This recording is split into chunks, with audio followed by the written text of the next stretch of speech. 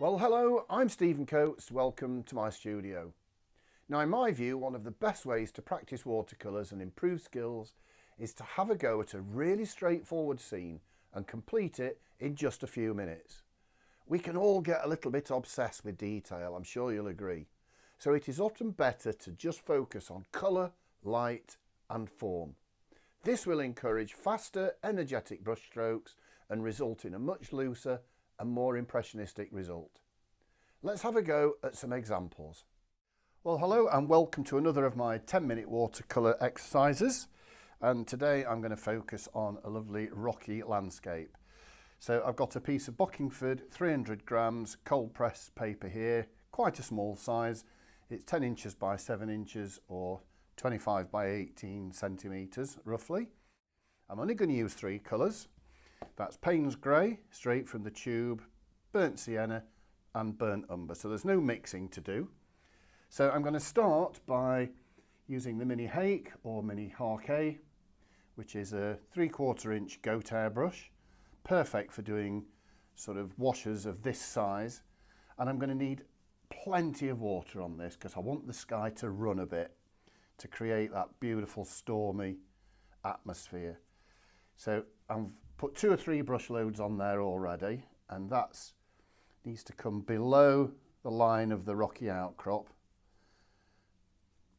And I'm also going to make sure I get plenty of water on the masking tape because I don't want it to dry around the edges. So just a little bit more. So 4 or 5 good brush loads of water, giving me a lovely shiny surface on the paper.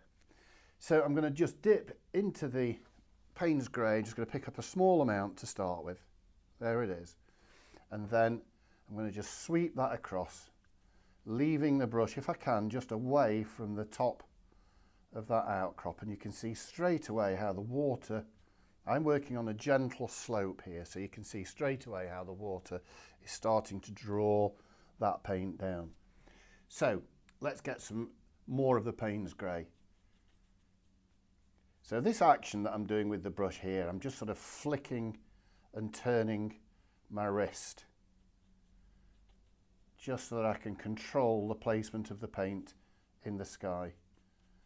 And then I'm going to finish this off by plunging into the really strong Payne's Grey now and sort of drawing more of that in from the top. So you can see all my brush strokes are sort of starting on the tape. Get a bit more. I want this to be really strong. Coming in from that side a little bit as well. There we go, a little bit down here. And then what's more important than anything is that I just leave that to settle off and do its own thing now. So I might have to walk away from that for at least 2 or 3 minutes just to let the paint continue to move and settle on the paper. Okay, so I went and made myself a cup of coffee while that was settling off, and I've finished drying that now with the hairdryer, and paper's nice and flat again. What I love about Payne's Grey is the way that the blue pigment separates from the mix when you use a lot of water like that, and the way that it's just drawn down, looks like it's raining. It's really atmospheric, really moody. So I'm really pleased with the light glow over here. I'm going to make the most of that now. I'm going to use a Spearhead number 8 brush, plenty of water in this, and I'm going to paint all these 3 sections at the bottom now, sort of all in one go, successively getting it stronger into the foreground. The idea is to make it really impressionistic. So I'm picking up some of the burnt sienna, just a small amount. I don't want this to be too dark. So fairly light, plenty of water. A little bit more, and I'm just going to run that burnt sienna into this area of the rocky outcrop in the background there. Now then, just a touch of the burnt umber as well, and I'm going to start sort of stroking the brush down like this so that it gives the land some shape, gives the terrain some shape. And then straight into the Payne's Grey, and I'm going to start just dropping that now along that ridge And you can make that ridge, if you're painting this, you can have a go making it sort of quite rugged and rocky. Jiggle the brush around a little bit. And what you should notice is that the paint that touches the paint that's already there, it'll start to fuzz a little and blend. And we can now create this lovely rocky top edge set against the light in the sky there. Put a little bit more paint in just to make that a little bit even more contrast. And then what I'm going to do is I'm just going to use the side of the brush and sort of sweep it down from there to create the shape of the land like that. That looks really effective all the way along there. Let's do a little bit more just there where there's some light. There we go. Now then, I'm going to continue with this. I shall just keep painting. So wash the brush out. I'm going to fill that up with burnt sienna again.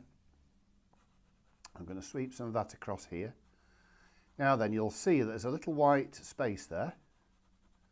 So I'm going to utilise that, just leave a little edge or a little sparkle between these two tracts of land. So this time I'm going to pick up more of the burnt umber and make that a little bit stronger. I'll just sweep that across there. There we go. And possibly a little bit of the Payne's grey as well. I'm just flicking it in and just letting it blend, stroking the brush around, these lovely long sort of brush strokes. And so we'll see how that develops shortly. And then I'm going to move straight onto the foreground. I'm going to go up a brush size. This is the Spearhead number 10, filling that up with water and some more of the burnt sienna. And now I'm going to sweep that all the way across here.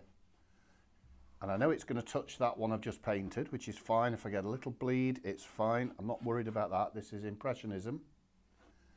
So I keep filling the brush, strengthening the paint, sweeping that down and across like that, straight into the burnt umber. Let me show you what I'm doing on the palette. I'm literally just going straight into it, picking up some of the burnt umber, again trying to use the side of the brush to pull that paint down and across. And all the while, as I move into the foreground, it's getting stronger and stronger.